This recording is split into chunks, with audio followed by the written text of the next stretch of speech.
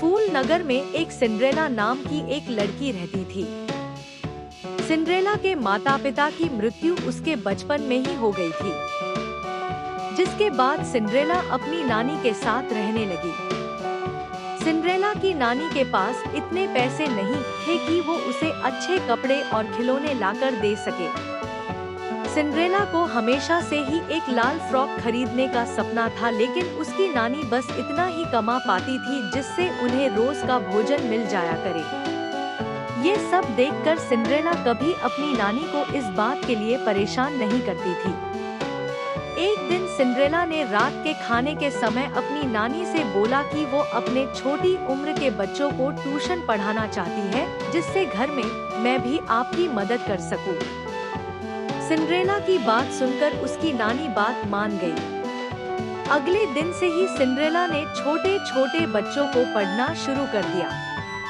धीरे धीरे करके सिंड्रेला के पास और बच्चे आने लगे, जिससे सिंड्रेला अच्छे पैसे कमाने लगी और अपनी नानी की और अच्छे से मदद करने लगी। ये सब देख सिंड्रेला की नानी ने बोला, अब जब हम दोनों साथ मिलकर घर चला रहे तो क्यों ना क्रिसमस के लिए तुम्हारे पसंद की एक अच्छी सी ड्रेस लेकर आई जाए।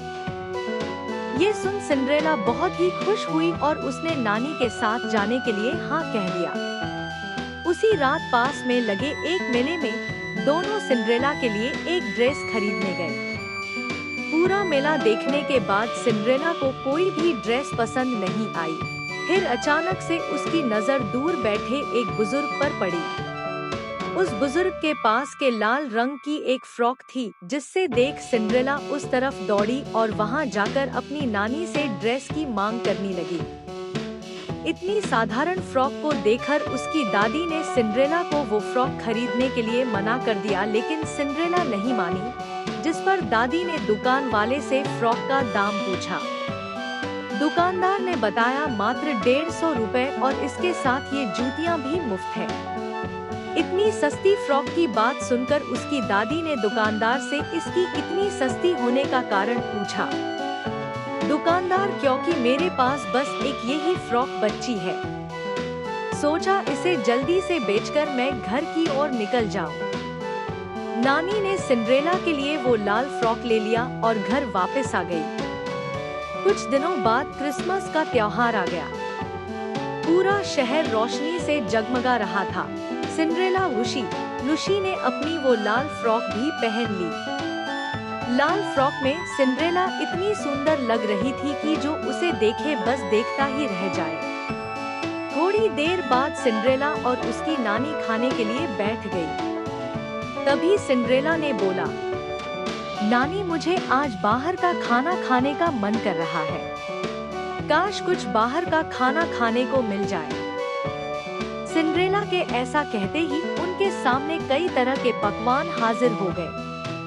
ये देख दोनों हैरान हो गए और उन स्वादिष्ट पकवानों की तरफ हैरानी से देखने लगे। दोनों को कुछ समझ नहीं आया कि ये हुआ कैसे। इसे क्रिसमस पर जीसस का जादू समझकर दोनों शांत हो गए।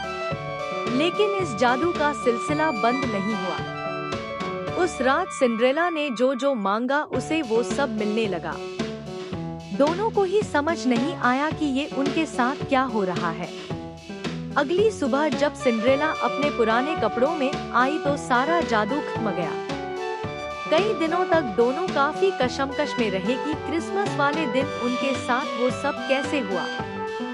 एक दिन सिंड्रेला और नानी को पास में किसी समारोह में जाने का निमंत्रण मिला और एक बार फिर सिंड्रेला ने अपनी वो लाल फ्रॉक पहन ली। रात को समारोह खत्म होने के बाद दोनों वापस आ रहे थे कि तभी उन्हें कुछ डाकुओं ने घेर लिया। डाकुओं का सरदार ने कहा, हाँ, जितना भी पैसा है तुम्हारे पास हमें दे दो, वरना हम तुम्हें मार देंगे। सिंड्रेला कहने लगी, हमारे पास कुछ भी नहीं है, बस इस बैग के अलावा, और इसमें बस थोड़ा सा खाना है। डाकुओं का सरदार, मुझे नहीं पता, कहीं से भी लाकर दो, हमें पैसे चाहिए। सिंड्रेला मन में बोलने लगी, काश हमारे पास होते, पर हमारे पास नहीं है। सिंड्रेला के इतना कहते ही उसके हाथों में ढेर सारे पैसे आ गए। ये देख सारे हैरान हो गए। डाकुओं का सरदार वो पैसे छीन लेता है और कहता है, डाकुओं का सरदार, तो तुम्हें जादू भी आता है। अब जल्दी से हमें ढेर सारे हीरे मोती दो, वरना हम तुम्हारी नानी को जिंदा नहीं छोड़ेंगे।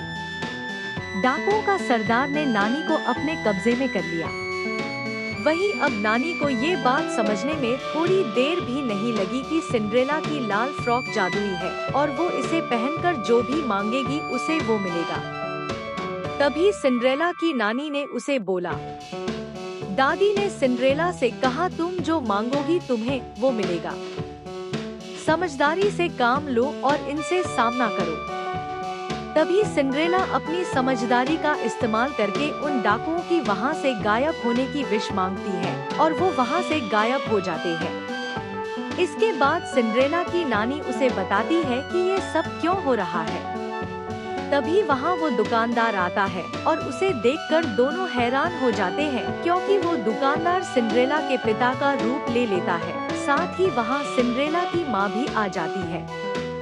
सिंड्रेला बहुत हैरानी से कहती है, पिताजी आप। वो बुजुर्ग आदमी सिंड्रेला का पिता होता है और बताता है, हाँ मैं। कई सालों से मैं तुम्हारे बड़े होने का इंतजार कर रहा था कि कब मैं तुम्हें ये जादुई फ्रॉक दूं। ये फ्रॉक तुम्हें तब ही मिल सकती थी जब तुम एक जिम्मेदार लड़की बनती और अपनी नानी के साथ कदम से कदम मिलाकर तुम घर संभालती, और तुमने कुछ ऐसा ही किया। इससे ज्यादा जिम्मेदार इस उम्र में तुम क्या होगी, तभी मैंने तुम्हें ये फ्रॉक देने का फैसला किया। नानी कहती है, पर बेटा तुम्हारी तो मृत्यु हो गई थी, फिर तुम वापस कैसे आए? सिंड्रेला की माँ, और मेरी मृत्यु का समय वो नहीं था जब हमारी मृत्यु हुई थी। इसी वजह से हम भटक रहे थे। भटकते भटकते हम एक परी के पास पहुँचे।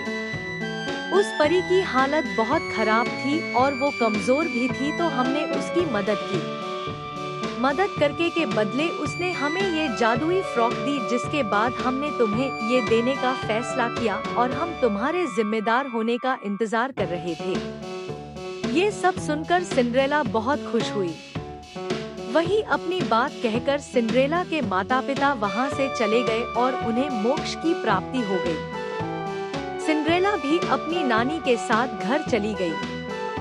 साथ ही सिंड्रेला को मिली जादुई फ्रॉक का वो कभी गलत इस्तेमाल नहीं करती और ये राज सबसे छुपाकर हमेशा के लिए रख लेती है।